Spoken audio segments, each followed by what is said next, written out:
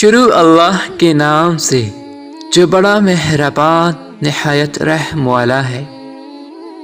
چوٹوں کی تکلیف کی وجہ سے جب آپ صلی اللہ علیہ وسلم مجبور ہو کر بیٹھ جاتے ہیں تو وہ آپ صلی اللہ علیہ وسلم کو پکڑ کر کھڑا کر دیتے ہیں تاکہ آپ صلی اللہ علیہ وسلم پر پھر سے پتھر برسائیں۔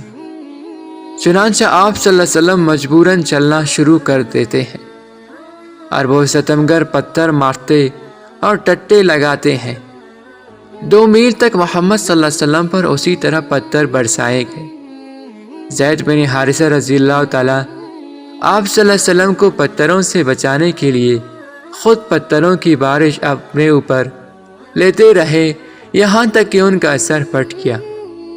دل کے اندھوں نے ہدایت کو چھوڑ کر گمراہی کو اپنا لیا ہے، روشنی کو چھوڑ کر تاریکی میں پناہ لے لی ہے اور محسن اعظم صلی اللہ علیہ وسلم پر سنگباری کر کے اپنی خباثت کا ثبوت دے دیا ہے۔ محمد صلی اللہ علیہ وسلم زخموں سے چور طائف سے نکل گئے ہیں۔ بدماشوں نے آپ صلی اللہ علیہ وسلم کا تعاقب کرنا چھوڑ دیا ہے۔ انہیں بڑی خوشی ہے کہ انہوں نے اللہ کے رسول صلی اللہ علیہ وسلم کو اپنے شہر سے نکال دیا ہے۔ انہیں تو اپنی سرداری عزیز ہے اور اس خوفناک عذاب کا خیال تک نہیں ہے جو اللہ کے رسول صلی اللہ علیہ وسلم کو بستی سے نکال دینے والوں پر آیا کرتا ہے۔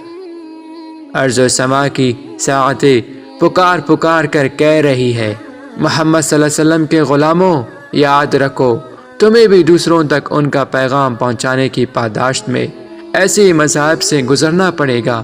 پھر کیا مایوس ہو کر رہ جاؤ گے؟ کیا ان مزاحمتوں پر سنگباری کرو گے؟ محمد صلی اللہ علیہ وسلم تو رحمت العالمین ہے۔